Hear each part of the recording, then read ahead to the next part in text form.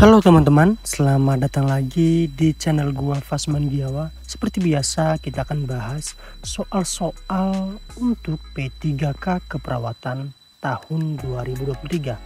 Langsung saja kita bahas soal yang pertama.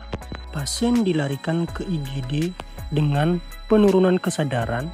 Telah dilakukan pemeriksaan, didapatkan hasil KGD sewaktu 42 mg per desiliter dan tekanan darah 180 mm hidrogium. Apakah tindakan prioritas perawat pada kasus di atas? A. Beri infus cairan dextro 5%. B. Beri infus dextro 10%. C. Beri cairan gula melalui selang NGT. D. Beri bolus dextro 40% 2 flakon. E. Beri obat furosemid ya.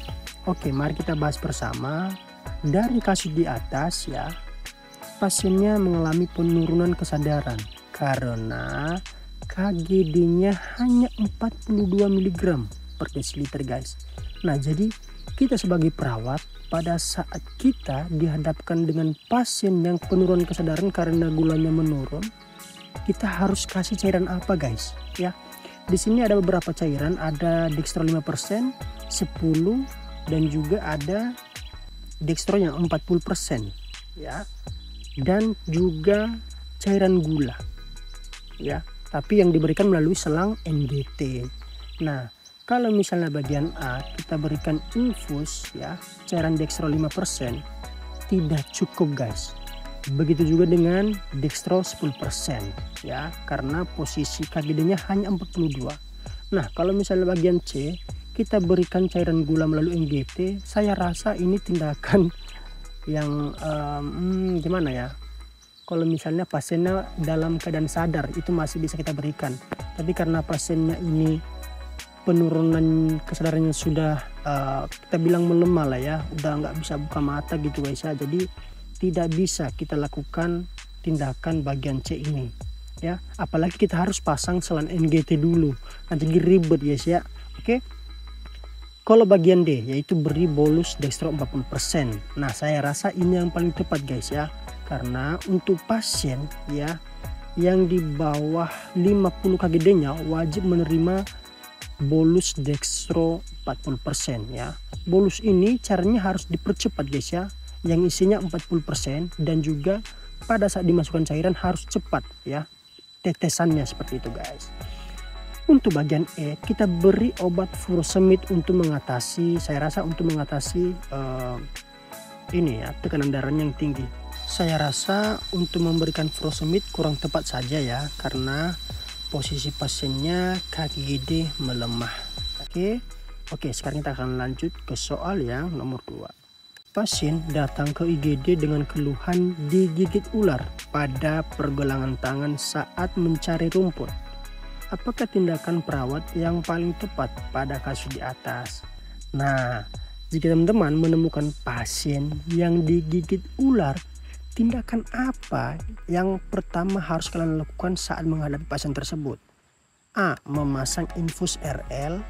B. Mengikat area pergelangan tangan yang digigit ular. C. Melakukan pembersihan dengan cara insisi. D. Memberikan ATS. E. Mencuci luka dengan sabun di air mengalir. Oke, mari kita bahas. Untuk bagian A ya, kalau kita pasang infus tidak tepat guys ya, karena ini posisi racun masuk dalam tubuh, jadi kita harus atasi guys. B. Mengikat area pergelangan tangan yang digigit ular. Nah, kalau udah nyampe di rumah sakit, ini tidak boleh dilakukan perawat atau petugas medis lainnya, karena dapat menutup jalannya pembuluh darah guys ya, jadi kurang tepat.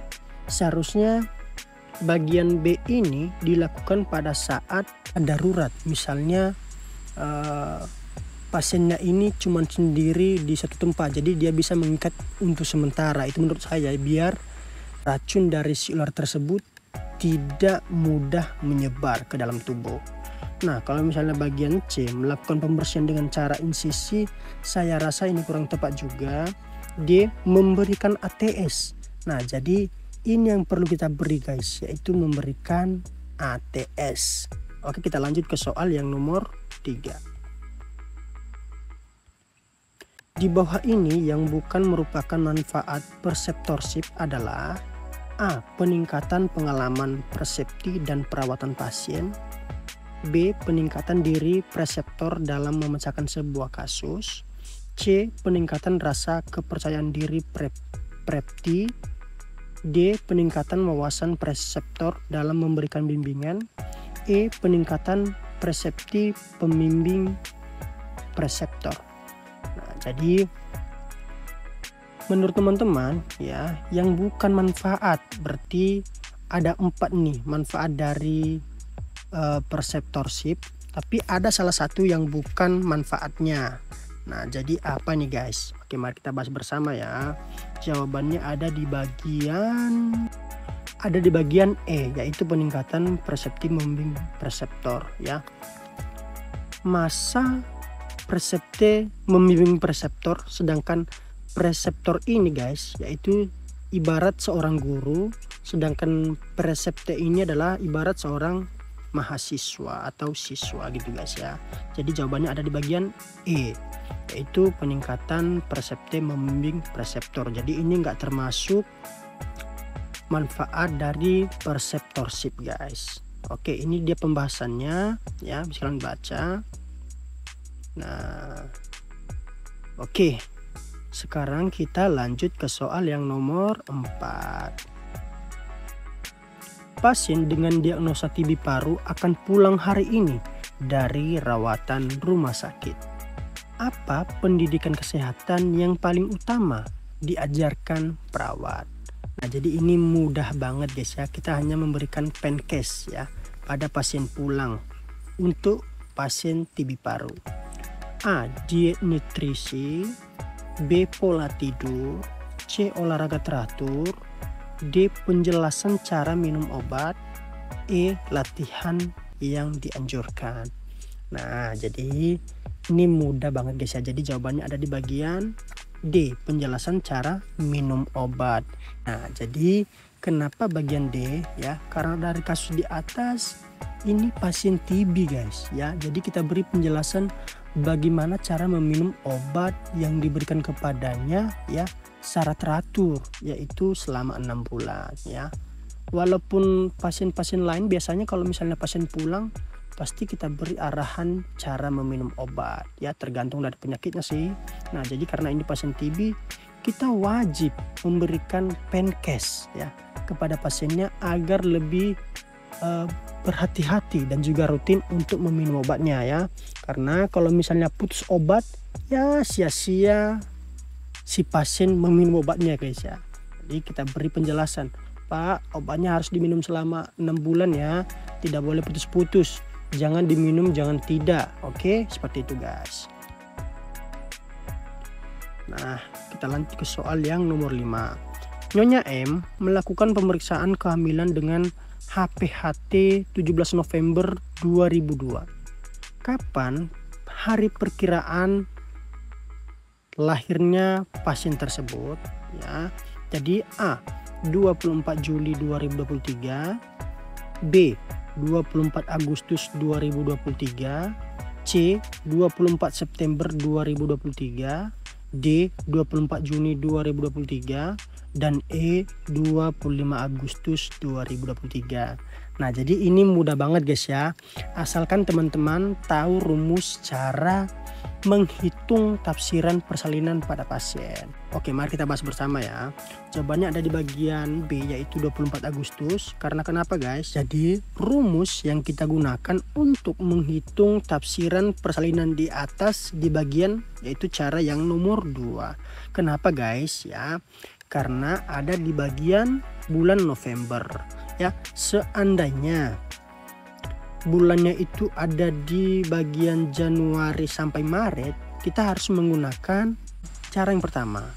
Nah, jadi karena posisi dari kasus di atas berada di bulan November, jadi kita menggunakan rumus yang nomor 2. Oke, kalau misalnya kita menggunakan rumus yang nomor 2, yaitu tahunnya ditambah 1, bulannya dikurang 3, terus harinya ditambah 7. Sehingga hasilnya ada di bagian 24 Agustus tahun 2023. Oke, gua jelasin sedikit ya. 17 ditambah 7, 18, 19, 20, 21, 22, 23, 24 ya. Udah dapat tuh ya tanggalnya 24. Untuk bulannya kita kurang 3 dari bulan November nih ya, berarti masuk ke Oktober. Habis itu masuk ke September. Habis itu masuk ke Agustus. Nah, dikurang 3 ya, berarti dia masuk ke bulan Agustus. Lalu tahunnya kita tambahkan 1 aja guys, yaitu dari tahun 2022 masuk ke tahun 2023. Oke, mudah banget guys ya, yang penting kalian harus ingat rumusnya. Oke, sekian soal yang bisa gua bahas untuk teman-teman semua. Semoga dipahami dan juga jangan lupa subscribe channel ini guys ya, karena gue akan selalu update video terbaru untuk kisi-kisi soal perawat ya. Jadi itu gue akhiri videonya. Terima kasih telah menonton. See you guys, salam sejawat, bye.